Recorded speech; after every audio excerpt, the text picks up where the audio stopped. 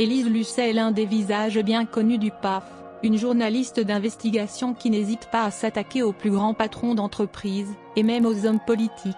Pour elle, peu importe le statut ou l'importance de la société, seule la vérité compte. Élise Lucet est plutôt directe, ne mâche pas ses mots et cherche toujours à arriver à ses fins. Et cela sur n'importe quel sujet. Alors, quand elle débarque dans le but de réaliser un documentaire pour son émission Cash Investigation, les personnes en face ont souvent peur. En 2020, elle avait réalisé une enquête consacrée aux inégalités salariales. Ainsi, elle en a profité pour partager son expérience personnelle sur le terrain, notamment quand elle a fait ses premiers pas dans le métier. Comme beaucoup de femmes, elle a assisté à des comportements désobligeants. Au moment où le reportage avait été diffusé, Élise Lucet n'avait pas hésité à accuser aussi sa propre maison mère. En effet, voici ce qu'elle avait expliqué aux journalistes du Parisien: « Il faut savoir balayer devant notre porte et notre journaliste a enquêté aussi sur France Télévisions », commençait-elle. À mon arrivée en 1986, les directeurs, les rédacteurs en chef étaient des hommes. Les choses ont énormément changé, j'ai vu mes collègues féminines passer rédactrices en chef, devenir grands reporters et reporters de guerre. Cette génération-là a cassé les stéréotypes, ouvert la voie et marqué un tournant, déclarait Élise Lucet sans filtre.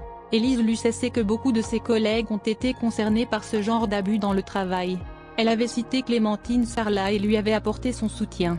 Élise Lucet souhaite que les femmes libèrent leur parole. Pour rappel, Clémentine Sarlat intervenait dans l'émission Stade 2.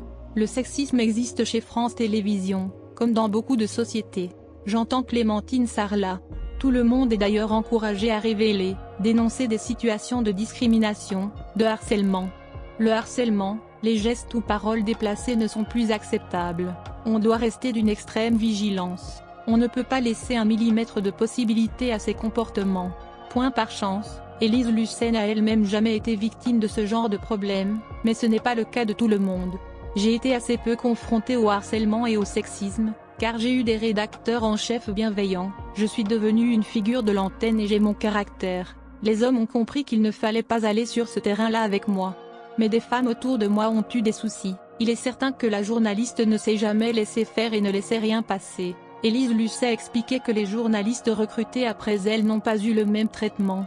Celles qui ont été embauchées après nous ont moins osé parler, de peur de perdre leur poste. De la pression hiérarchique peut être plus forte. Avec le mouvement MeToo, c'est moins le cas aujourd'hui.